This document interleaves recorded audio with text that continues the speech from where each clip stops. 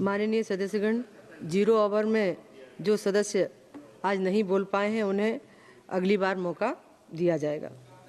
Item number 22, दिवाला और शोधन अक्षमता संहिता संशोधन विधेयक 2025। माननीय सदस्य सुश्री कंगना रनौत जी। माननीय अध्यक्ष महोदया, मैं insolvency and bankruptcy code amendment bill 2026 का पूर्ण समर्थन करती हूं।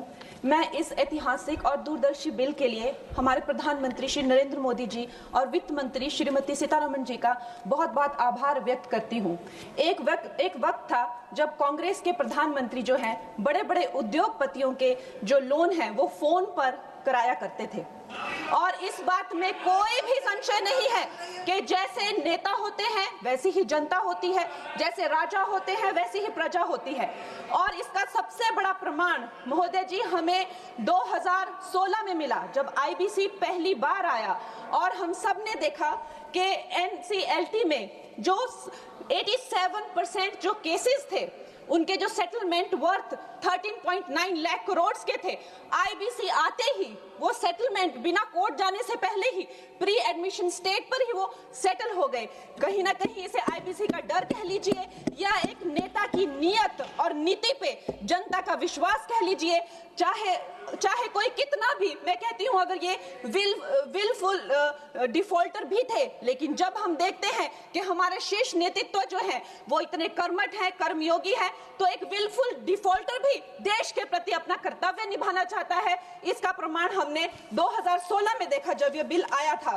इस बिल का सबसे बड़ा सुधार है महोदय जी, आईबीसी का सबसे बड़ा प्रमुख सुधार है जो एनसीएलटी को जो है 14 दिन का जो विंडो मिला हुआ है, जिसका ट्रिब्यूनल को जो है 14 दिन में ही ये बताना पड़ेगा कि वो ये केस ले रहे हैं या नहीं ले रहे हैं। तो जो क्रेडिटर्स को जो भी असुविधा होती है, जो भी कानूनों की अस्पष्टता रहती है या प्रक्रियागत जो देरी रहती है, उससे हमें बहुत छुटकारा मिलेगा।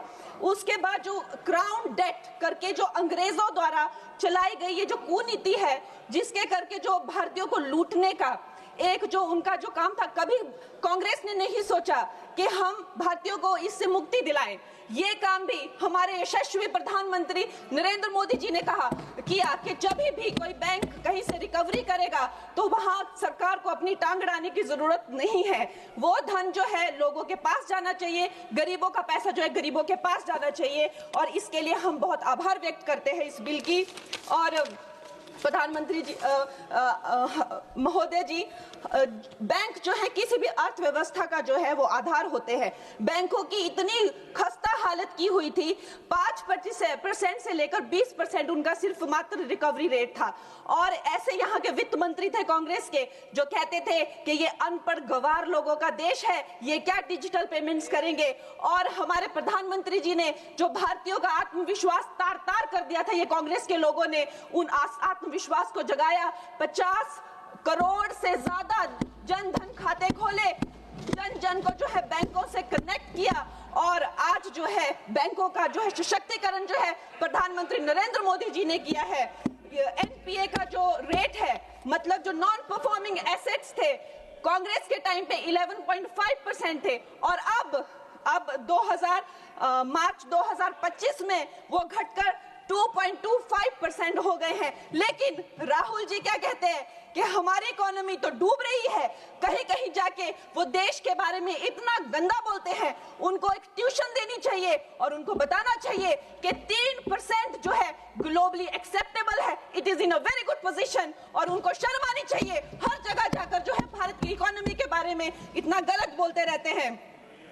उसके साथ ही ये इसका सबसे बड़ा सुधार जो है वो है क्रॉस बॉर्डर इंसॉल्वेंसी के, मतलब जो हमारे जितने क्रेडिटर्स हैं अब वो बाहर के देशों में जाकर भी जो है अपनी रिकवरी कर सकते हैं, बाहर के देशों के एसेट से भी अपनी रिकवरी कर सकते हैं, वहां भी डिफॉल्टर्स पे केसेस कर सकते हैं, और भारत में अपना लूटा हुआ या खोया हुआ धन जो है वो भारत में वापस ला सकते हैं।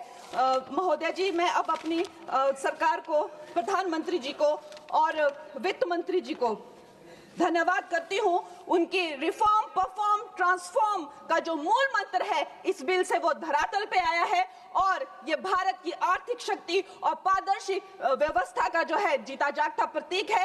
मैं इन्हीं शब्दों के साथ में एक बार फिर माननीय प्रधानमंत्री जी और वित्त मंत्री जी को धन्यवाद देती हूं और पूर्ण रूप से इस विधेयक का जो है वो आभार और समर्थन करती हूं। धन्यवाद। माननीय सदस्य श्री जगदम्बिका पाल जी।